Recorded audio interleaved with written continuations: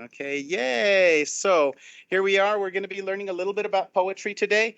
As I was telling you, as I was introducing stuff, and I hadn't really started recording yet, I'm going to be walking amongst you. I'm going to be holding this thing. I'm going to be walking over to the whiteboard over here. I'm going to be doing all kinds of stuff. So don't let that distract you. But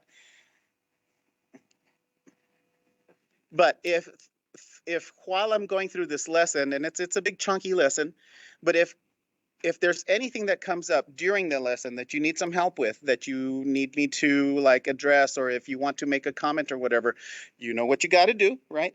Just raise those hands and we will get to you. I'm here. Your teachers are both here. And we will do our best to address everything that you need, right?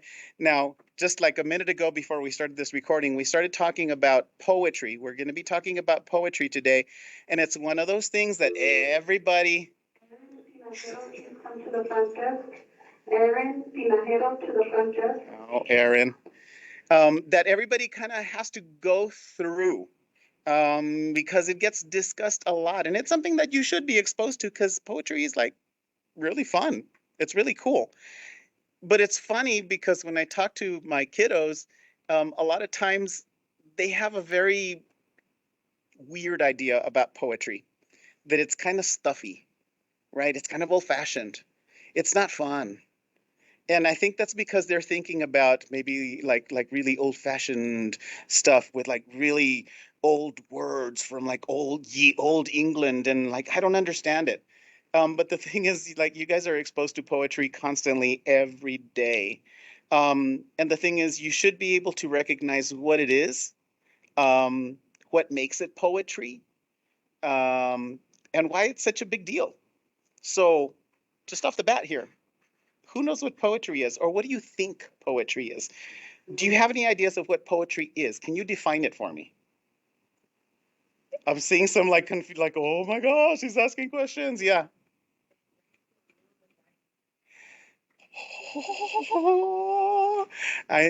You know what? Actually, it does.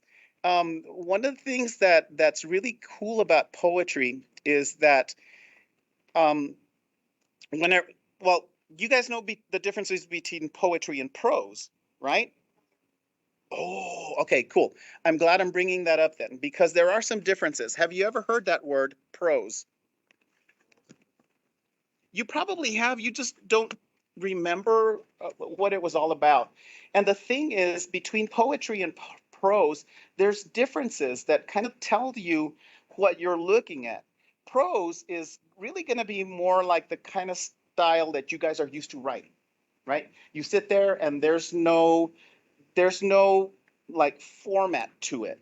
You just start writing and you might have paragraphs and you might have sentences, but there's not like a really defined structure to it. You just kind of let that mental stuff go and you put it on that paper. But poetry is different because it does have those structures, those meters, those really tight things that let you know that it's poetry. And it has a tendency to have like this really kind of sing-songy feel to it. It has a tendency to probably be maybe a little like appeal to your emotions a little bit. Um, do you guys listen to music? They're called what? The words that go to music. What would you call those? Beats? Lyrics? Lyrics, right? And I'm glad that you said beats too, because those lyrics follow a beat. Am I right? There's a reason that they're called lyrics. Poetry is rooted in like way in the once upon a time, right? And poetry was often recited accompanied with a lyre. Have you ever seen like the Greek gods, or maybe like those little chubby babies that have like this U-shaped thing? It's like a guitar, but they like pluck the strings and they're like bling bling and they make music. That's what poetry used to be recited to a lyre, not an L-I-A-R, saying mentiras, lies, but a lyre, L-Y-R-E. And it was a way to recite poetry. And like I'm saying, it's kind of musical. There's a reason why lyrics are called that, because they're rooted in poetry. Oh, did you notice that there's all kinds of beats and rhymes that go in your lyrics? Yes?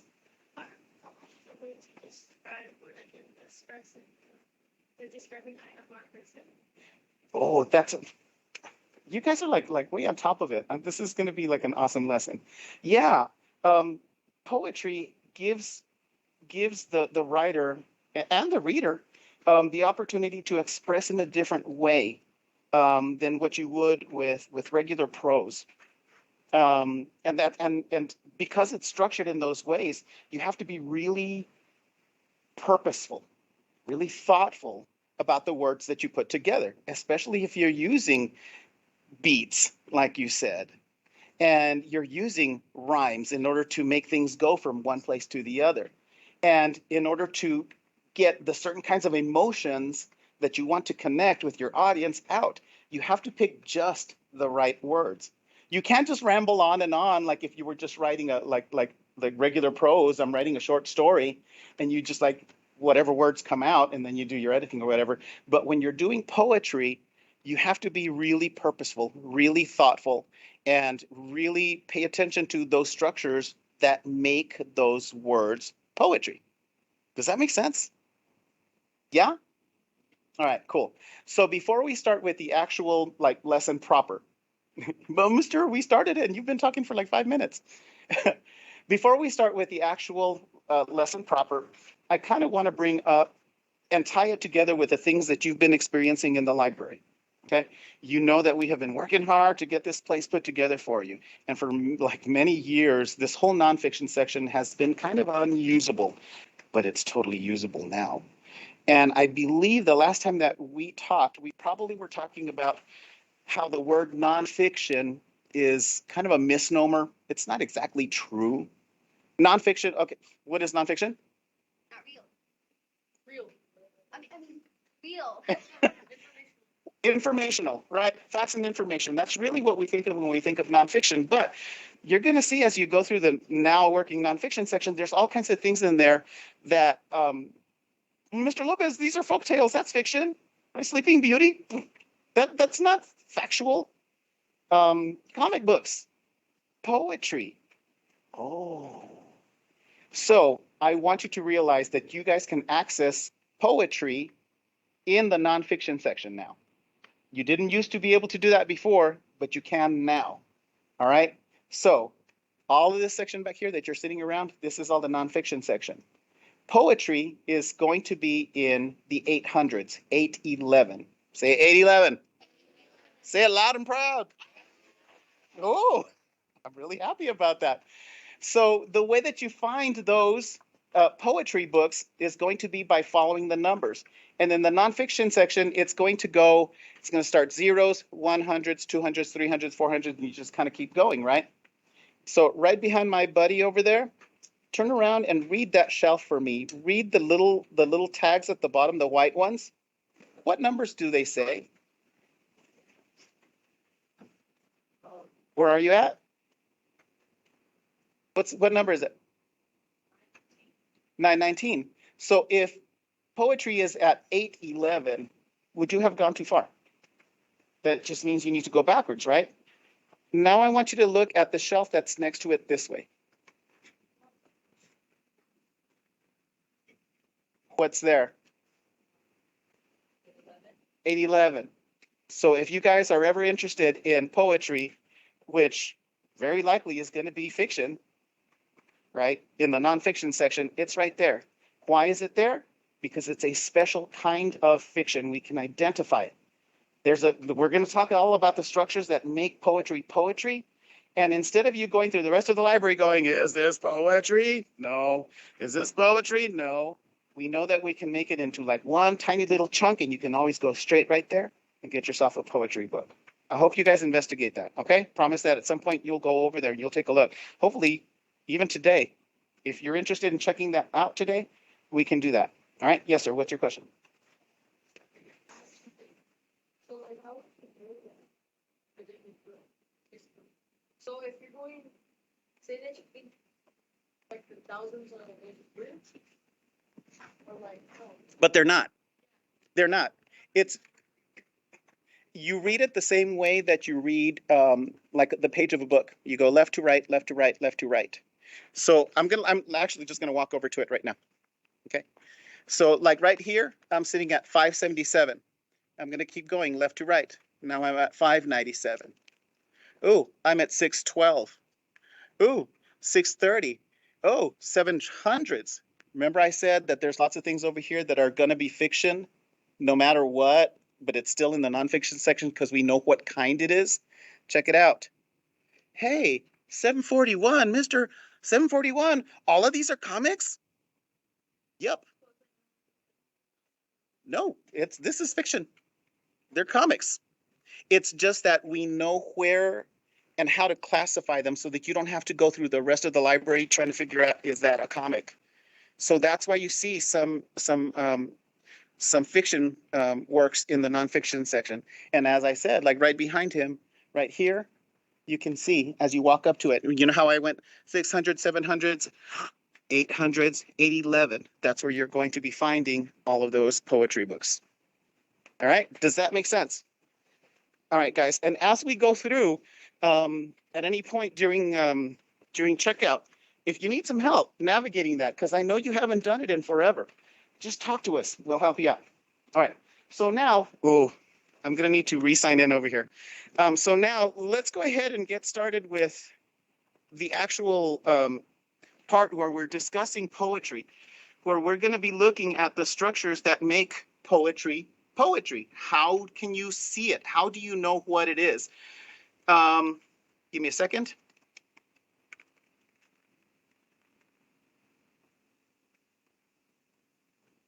So remember I said I'm going to be like, I'm going to be flipping back and forth between this whiteboard one, this one here. So if it seems confusing, just raise your hand and just kind of let me know. So if you take a look on the whiteboard right there, we have our first poem, right? I'm actually going to walk over here and I'm just going to read it to you. But at some point, I'm going to ask some of you guys to read it as well. So be ready, because the fickle finger of fate is coming to you. All right, so this poem here is called My Dog Chewed Up My Homework by Bruce Lansky. And I want you to listen to it, because we're good. Okay, guys, my bad. We were on the wrong slide. We are now on the correct slide. This is called Learning About Poetry, right? This is the lesson. And this particular poem right here that I'm going to read out loud for you is called My Quilt. And we're gonna break it down. You can kind of see it on the screen where we're talking about stanzas, lines, line breaks, rhyme, meter. And that's where you were talking about beats, right? It's all that stuff. So I'm going to read it out loud for you, and then we're going to kind of go through it together. And I'm probably going to have you do some audience participation, so we'll check it out. This is called My Quilt, and this is by Judy Tong. My grandmother made the quilt on my bed with squares made of memories and colorful thread. This pink square was cut from the first dress I wore. The yellow square came from some pants that I tore. I wore this square fishing, and that to the zoo. To the park I wore red, to first grade I wore blue. My quilt is so special, that's no mystery. Each night I sleep tight with my own history. I want you to take a look at the structures of this poem, because remember we said that that's how you can tell the difference between poetry and prose. There are some very like tight structures here. Take a look at that very first part right there where it says stanza. All right, I want somebody to read that out loud for me. Can you see that? Yeah, go ahead and read that out loud for me. What does it say? No, no, no. No, right here where it says stanzas, lines of poetry that are. Okay. Lines of poetry that are grouped together. Stanzas can be any length. A poem can be written in one large stanza, or it can be divided into shorter stanzas. Okay. So take a look at that first little chunk up there, and you can see it. You can physically see it. It's a chunk. That are up there, those four lines chunked together is a what? A stanza. Think of it kind of like the equivalent of like a paragraph if you were doing prose. This is a stanza. How many lines make up this stanza?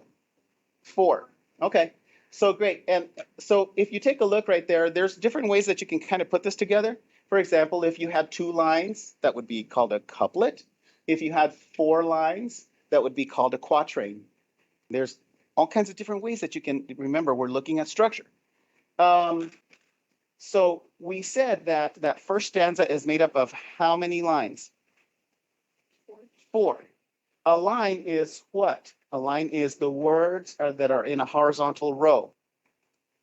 But I want you to notice that as this person was writing it, sometimes those thoughts continue on to the next line. If you were in prose, you would just kind of write out that whole line as a full sentence. But in poetry, you don't.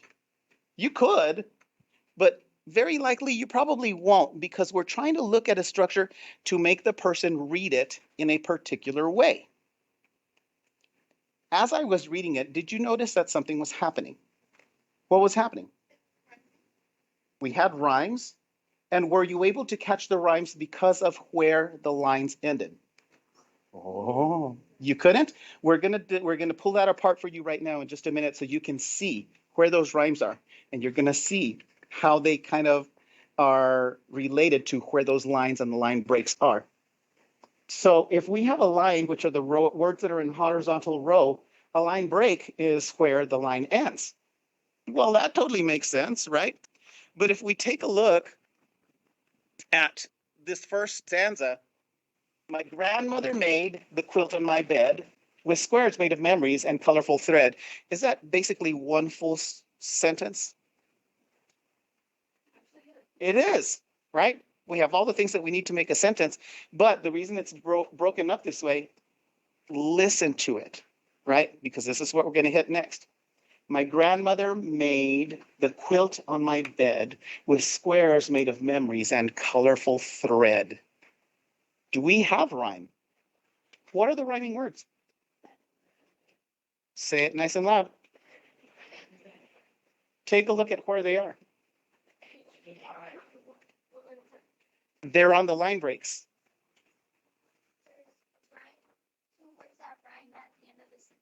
Mm-hmm. And actually, that's where we're heading to next. But I just wanted you to notice that the way that I read it, the way that they wrote it.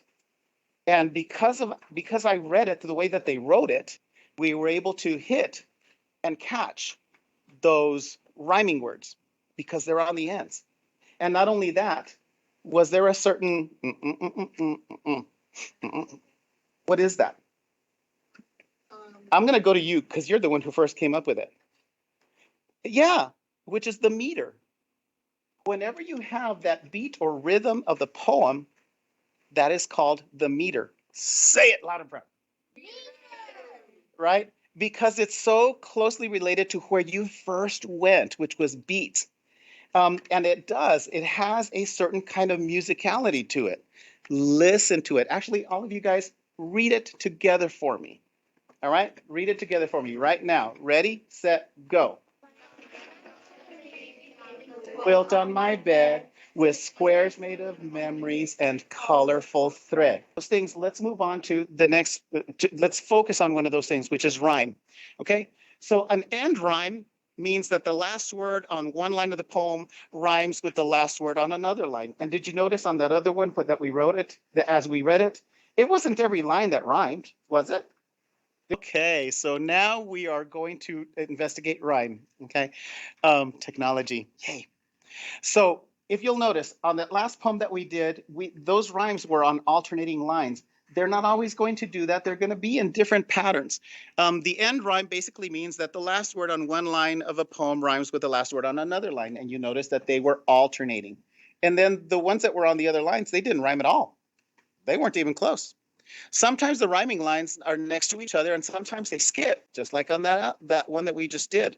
The way that in which a poem's lines rhymes makes a rhyming pattern. And this goes back to what you were talking about, Joanna. Sometimes you're going to have an AABB rhyming pattern, basically saying that the AA are the first two lines and then BB are the second ones. But sometimes they're going to alternate. You're going to have an ABAB. Sometimes you might even wind up with a C. Sometimes you might even wind up with like an internal rhyme, which means that there is a rhyme within the rhyme, within that line. So let's take a look at this one just so that you can kind of take a glance at what what we're talking about in terms of those patterns. This one is called Homework I Love You by Ken Nesbitt. Homework, I love you. I think that you're great. It's wonderful fun when you keep me up late. I think you're the best when I'm totally stressed, preparing and cramming all night for a test. How many of you guys have ever felt this like deep in your soul? Right? But here's the deal. It's told in a humorous way, but it's also told in a way that appeals to your emotions. That's what poetry does. So let's take a look at this. Where are the rhyming words? Joanna, go ahead. Great late, stressed, and test. And you'll notice they're right next to each other. So this is an AABB pattern. Remember, that first one, we had one that didn't rhyme, and then the second line did, and then one that didn't rhyme, and then that fourth line did. So they can alternate, that pattern can change in multiple ways. Everybody understand that? Groovy. Let's hope this technology works. Let's go on to the next slide. Okay, we are just going to pause this and start every time just because technology, but we're going to get through it. So this next one is talking about meter, which is where you were with beats. Meter is that pattern, that beat that keeps that momentum going. It brings the poem to life, and it gives it that rhythm, which really kind of like pulls you in. Meter in poetry is a rhythm of accented and unaccented syllables. This one is called My Dog Chewed Up My Homework by Bruce Lansky. I'm glad to say my homework's done. I finished it last night. I've got it right here in this box. It's not a pretty sight. Clap along with me. My dog chewed up my homework. He slobbered on it too. So now my homework's ripped to shreds and full of slimy goo. It isn't much to look at, but I brought it anyway. I'm gonna dump it on your desk if I don't get an A. You were able to clap along to it as if it was a song. It's got those beats. It pulls you in, brings it to life. Agreed? Agreed. All right. Let's try one more slide. We are now looking at narrative poems. All right, so now let's talk about identifying different kinds of poems. We've identified the different things that make a poem a poem. Let's look at different types. Narrative poems, lyrical poems, free verse. A narrative poem, have you guys heard that word before? Narrative, what does that mean? Somebody other than you. Oh, all right, go ahead. Oh, I'll get you next one. But what happens when you read a narrative? What are the things that are in a narrative? What are the things? Yeah, go ahead, sir.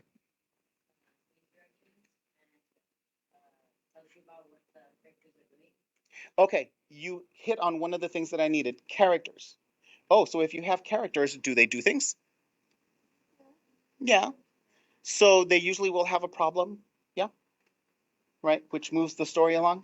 And if there's a problem, there's usually going to be a solution or a resolution of some kind. Am I right? Um, so there could be settings, it's everything that you have to tell a story. And you can do that in a narrative poem as well. A narrative poem tells a story. They have characters, a problem, a solution. They can use rhyme and meter. They can be written in free verse, which means it doesn't even have to rhyme. It doesn't have to have all of those identifiers. Some narrative poems have someone speaking to them, or they might even have dialogue. And you guys were putting that together with drama, right? So there might be speech that's actually like dialogue between more than one character. Let's read this one. This is called Insomnia by Kathy Kenny Marshall. And if the spirit moves you, and if you ever hear me speaking with that pattern, feel free to just like pop in. I cannot get to sleep tonight. I toss and turn and flop. I try to count some fluffy sheep while over a fence they hop. I try to think of pleasant dreams of places really cool. I don't know why I cannot sleep. I slept just fine at school. She's laughing because, like, yeah, I've been there and done that. Do we have a character? Who's the character? Yes, sir. Go ahead.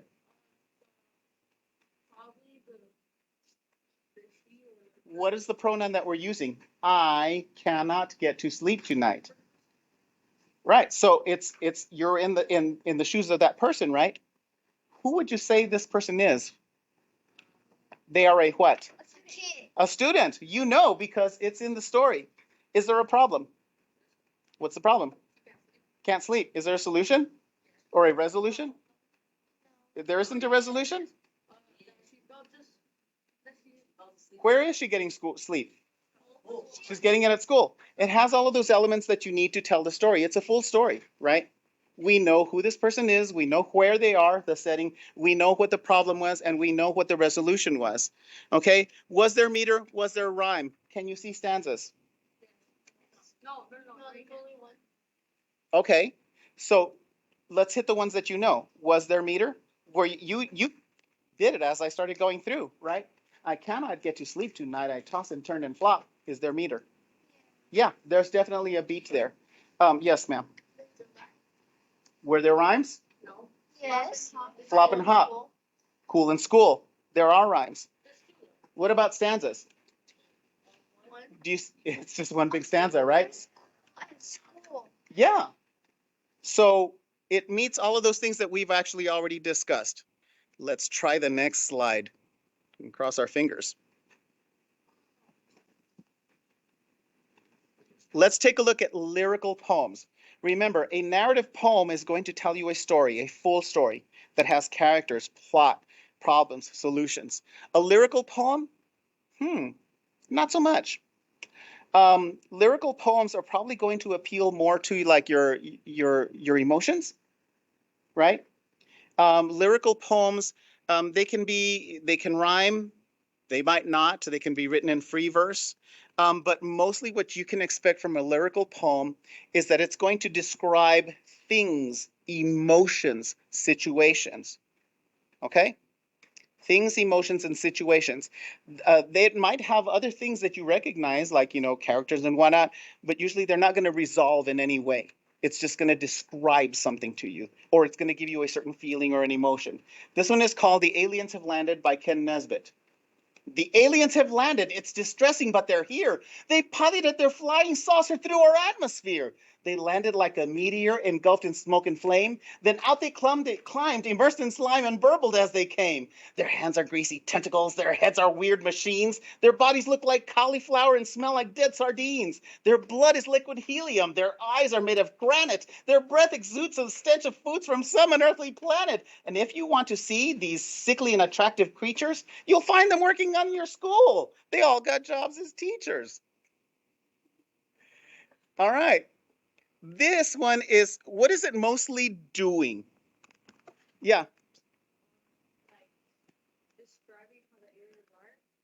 Ta-da! Absolutely. It's mostly describing what's going on with these aliens, their stinkiness, what they look like, how they are. But it isn't giving you the full picture that you would need for a narrative poem. It's like Yeah, exactly. It painted those pictures in your mind, but it doesn't resolve as a full out story. it's like discovering what color it is and like what has its eyes. Absolutely. Got it? Okay. Was there meter? Was there rhyme? Yes, a lot. A lot. Give me some examples of rhymes. Saucer and meat. Here, atmosphere. What else? Saucer and flame. What's that? Uh-huh. Anyone else? They're all over the place. What else? Yes, sir.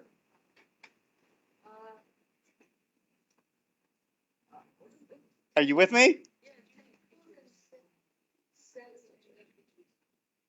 Oh, creatures and teachers?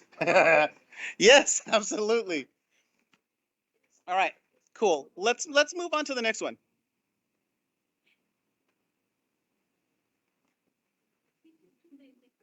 Okay.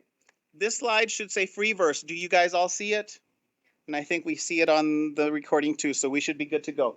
So, where narrative tells you a full story and lyrical does not. It's mostly expressing situations, describing things or emotions. Free verse, what would you think free verse is just by the the title? What is free verse? Yeah.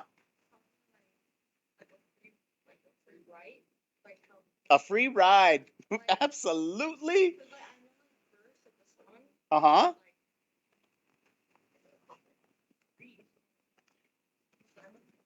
Well, yeah, check it out. Free verse poems do not have to follow any of the rules about poetry. There's no rhyming, no meter, no specific line arrangement. It's just however the poet puts it down in order to get you to go through this journey, this writing that they've done, right? Um, the poet decides where the line breaks begin and they end, and sometimes they may not seem like they make sense, but they do when you read it the way they wrote it. Okay, and they can break that line wherever they want. And it's not necessarily because they're trying to get something to rhyme. It's just that they're trying to get you to take that little pause before you move on to the next thing. All right, I'm going to read this one to you.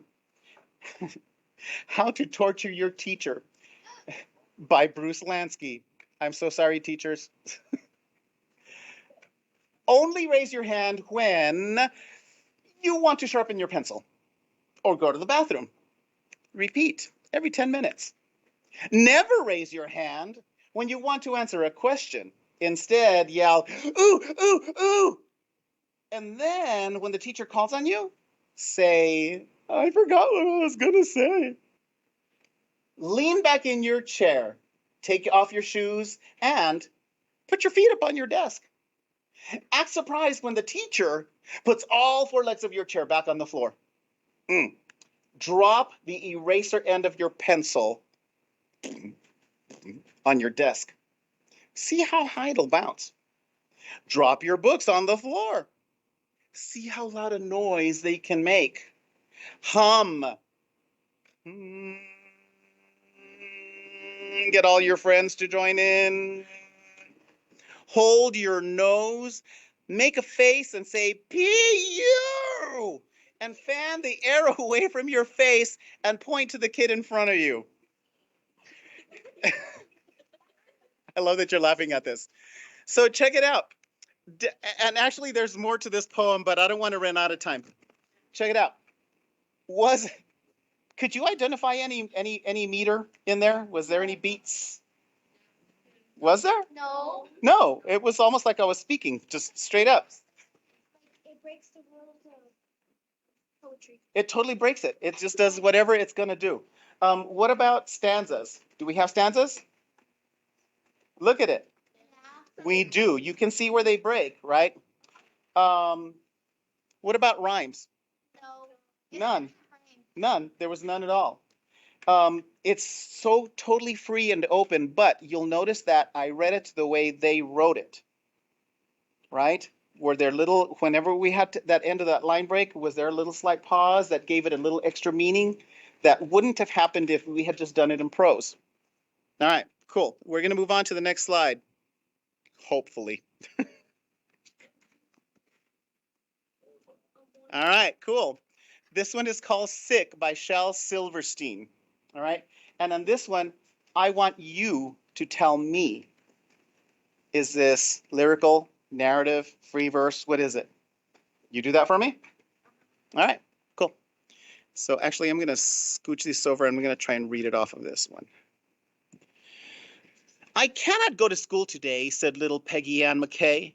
I have the measles and the mumps, a gash, a rash, and purple bumps. My mouth is wet, my throat is dry, I'm going blind in my right eye. My tonsils are as big as rocks, I've counted 16 chicken pox. And there's one more, that's 17.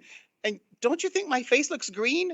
My leg is cut, my eyes are blue. It might be instamatic flu. I cough and sneeze and gasp and choke. I'm sure that my left leg is broke. My hip hurts when I move my chin. My belly button's caving in. My back is wrenched. My ankle sprained. My appendix pains each time it rains. My nose is cold. My toes are numb. I have a sliver in my thumb. My neck is stiff. My voice is weak. I hardly whisper when I speak. My tongue is filling up my mouth. I think my hair is falling out. My ankle almost bent. My spine ain't straight. My temperature is 108. My brain is shrunk. I cannot hear. There is a hole inside my ear. I have a hangnail and my heart is what? What's that? What's that you say? You say today is Saturday? Goodbye. I'm going out to play. All right. We do have rhyme. Do we have meter? Yes. Do we have stanzas?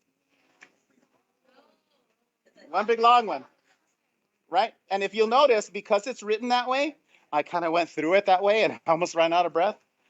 Is this lyrical? Is It's not this free verse because it- because free verse doesn't have rhyme. exactly? So what are we looking at? Is it lyrical or narrative? Remember, a narrative tells a full story. Characters, problems, solutions, resolutions. Lyrical does not. It's just describing something. It is narrative. Why is it narrative? Because Yeah, because first she's sick and then she realizes it's Saturday, so she wants to go play. exactly. So we have a character, a student. What's the problem? She's sick. Sick. Oh my gosh, so sick. But then she realizes it's Saturday and then she wants to play. And then all of a sudden it's resolved, right? Awesome. Let's look at one more. This is another Shel Silverstein. Do we have that on the film? Great, I think we're good. So this is For Sale by Shel Silverstein. One sister for sale, one sister for sale. One crying, one spying, young sister for sale. I'm really not kidding. So who'll start the bidding? Do I hear a dollar, a nickel, a penny? Oh, isn't there any one kid that will buy this old sister for sale? This crying and spying young sister for sale. Well, we're not talking about your sister. We're talking about this one. Okay. Let's identify the things in it right now. Any stanzas? No. One big one. Any rhyme? Yes. Where? Uh, right there, beating and kidding, Good. and then dollar. No. Nick. No. Interesting. But you see, there are some, but they don't have to follow that A B thing, or even an AABB, an AABBC. It doesn't have to. It just depends on what the author is trying to do, the poet. What about is this? Oh, do we have meter? Yes. No. W- Wait. Yes. But was it regular meter the way the other ones were? No. It was broken up a little bit, but even within each of those lines, there was a meter. And if you read it the way he writes it, you find it. Yes. That's because it didn't have a regular beat the way some of the other ones do. But it was still there because if you read it the way he writes it, you can hear it, you can find it. Yes. Always trying to create a unique beat. The poet's trying to create a what? A unique meter. So Oh, yeah. And actually that happens in songs too. Do songs ever just like keep that same beat all the way through? No, sometimes they switch things up, right? Yeah, it's the same thing. What about narrative or lyrical? What are we looking at? Narrative. We're looking for rhyme. No, remember, narrative tells a full story. Lyrical does not. Lyrical just kind of describes the situation, emotions, that type of thing. Explain to me why. talking about the girl talking about her little sister. Okay, so she's talking about her little sister. So there is a problem, right? In that the sister is probably like a pest because she wants to get rid of her. Am I right? Does it resolve in any way though? No. Does the problem get fixed? Do we know what happened with the sister? Do we know what happened with the kid that's trying to sell her? We don't know any. It kind of left you hanging, right? It's just describing the situation. It's not doing more than that. Some poems start with like a starting where they can attract their readers, like, and then like at the end they start with a surprising moment. And you can tell what's happening at the end of that first line. One sister. She just keeps on trying hard to sell her sister. But how are they saying it? Are they like all just sweetly or what? What's going on? What tells you that they're getting your attention and that they're appealing to your emotions in a way that's different? It's like she's kind of like yelling it out. She's yelling it out. How do you know? And she says she's Exclamation mark. Exclamation points and that repetition. and she's also crying. All right, let's move on to the next one. I'm going to have you do some more identifying on this one. I think we still have that slide up. Jimmy Jet, are we good? All right, so this one is called Jimmy Jet and His TV Set by Shel Silverstein. All right. Should I have one of you guys read it? Do you want to try it? Awesome. Yes. Read it from there if you can.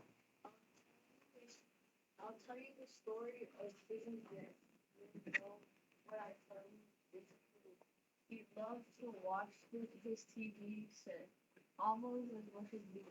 He watched all day, he watched all night, till he grew yellow and from the early show to the late show, and all the way to the he watched till his eyes were frozen wide and his body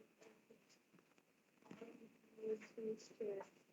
And and his hands were into a That's okay.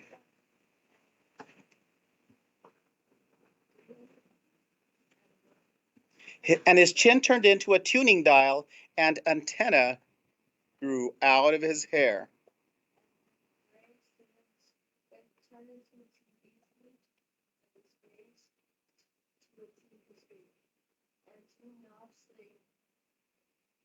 Vert, Horizon.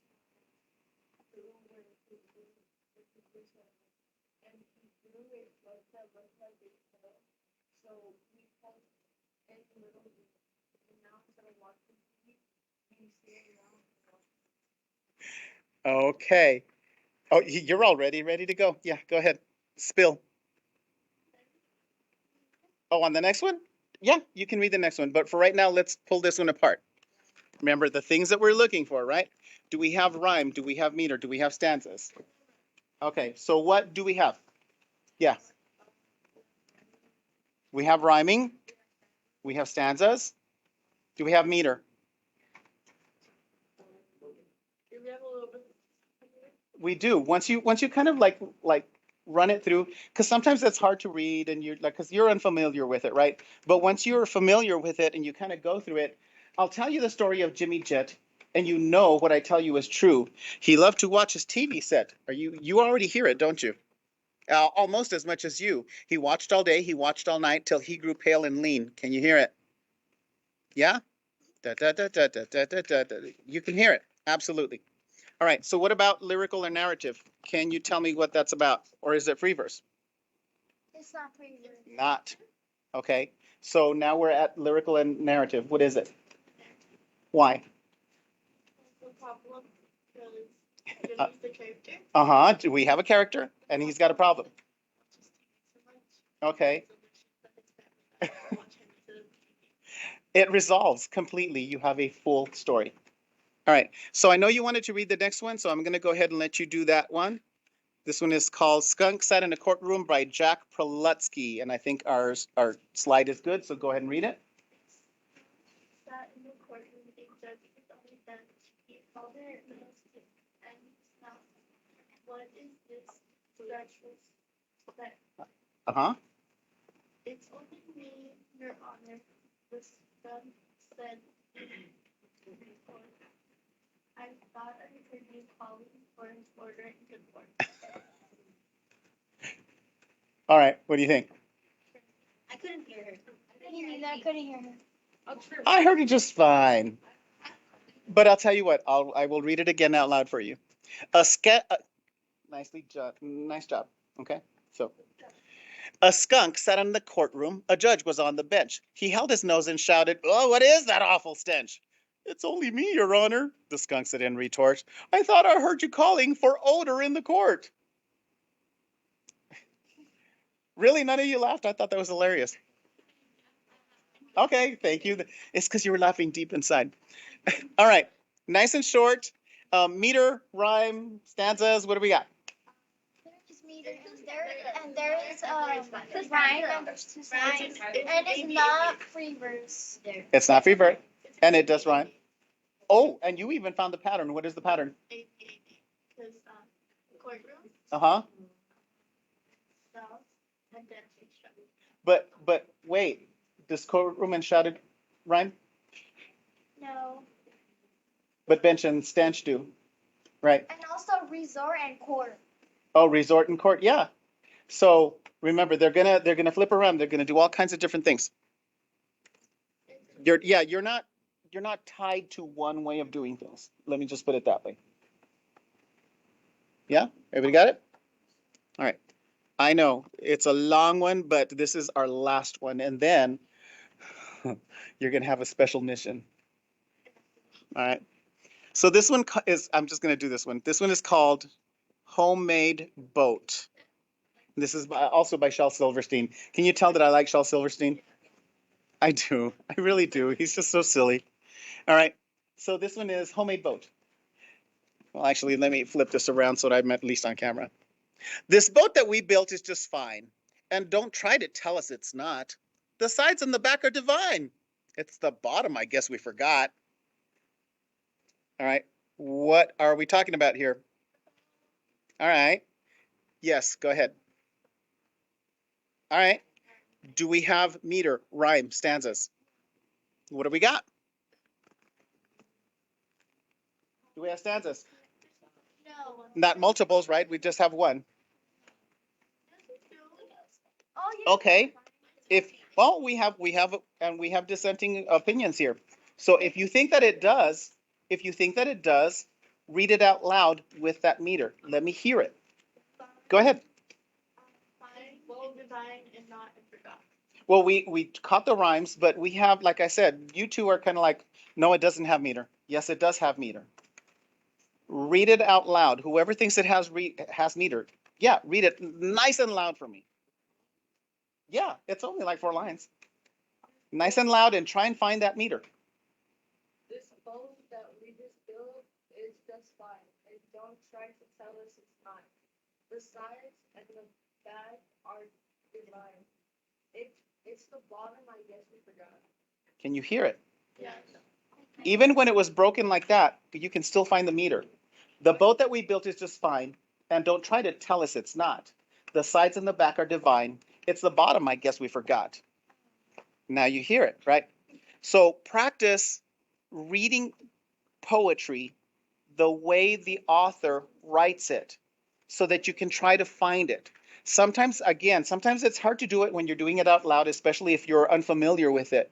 But when you get familiar with it, especially if you're just reading it like internally, like in here, you should be able to find it. Okay? So here's what I'm going to task you with doing. And it's probably just in time because you guys are going to be leaving in just a little bit. All of you have a piece of paper, right? No. Get a piece of paper. Okay? You're going to take this with you. You're going to take this with you. And I want you to write a poem for me. You guys actually already did it when you did that, when you did those acrostics for Librarian Week. Those were amazing. Those were awesome. And did they rhyme? No. Were they more kind of like a free versey kind of thing? Yeah. But it was a very specific way of writing because it had that structure that poetry has. It did. So I want you to think about the things that you learned today. Put them all together, right? We have lyrical poems, we have narrative poems, we have free verse. Pick one that you like really hook onto. We have rhyme, we have meter, we have stanzas. We have certain patterns of rhyming, A, B, B, A, B, A, B, however, A, B, C, A, B, C, however you want to do it. And I want you to put together a poem. Write a poem for me. Doesn't have to be long. You don't have to set it to music, although that would be really cool. But write a poem for me, and here's what I'd like you to do. Bring them back to me, like decorate them, like do it with markers, however. I'm going to cut them out, and I'm going to put them on leaves because I have decided that I'm going to call it our poetry. Ah, did you catch that? You know that tree mural that's right outside the library? I have always kind of felt that it's a little on the creepy side because it's got no leaves. It feels a little Halloweeny to me. So I have decided we are going to make that the poetry, and we are going to put leaves on it. So that is beautiful and alive and full of spring and full of life, and hopefully your ideas. Bring them back to me. I will collect them from your teachers and I will start putting them up as soon as we get that other paper stuff off of it. Make sense? Are you guys with me? Are you willing to accept this mission? I started mine. You already started yours. Bless you, child. Yeah, I think we're looking at maybe like about oh yeah, about 5 minutes. Do you want to start it here? Yeah. And if you guys, if you need to, I have markers over here. If you want to start with a color and be like, green makes me think of something calm and peaceful, then go with it. If you need to ask me questions about how you even start it, come and talk to me. Talk to your teachers. Okay, you have 5 minutes because we're from here, we're leaving, so I need to see. Yeah, you guys are going to dismiss from here. What was your question? Okay. So I need it. The big question just came up. The big question just came up. How do I start it? The same way that you start any other writing, right? I don't know, you guys ever like, do a whole lot of writing, but you got to start brainstorming. Jot down ideas, things that you think are interesting, things that you love, things that you hate. Ugh. Anything. Jot the ideas down and then start thinking of just the right words. Because remember, yeah, you're going to be looking for those structures that make it poetry. Unless it's unless it's free verse, and then it's like structures. We don't need no sticky structures. Make it right. Okay, you can make it right. Okay, I'm gonna go ahead and stop right here, and I'll get to your questions.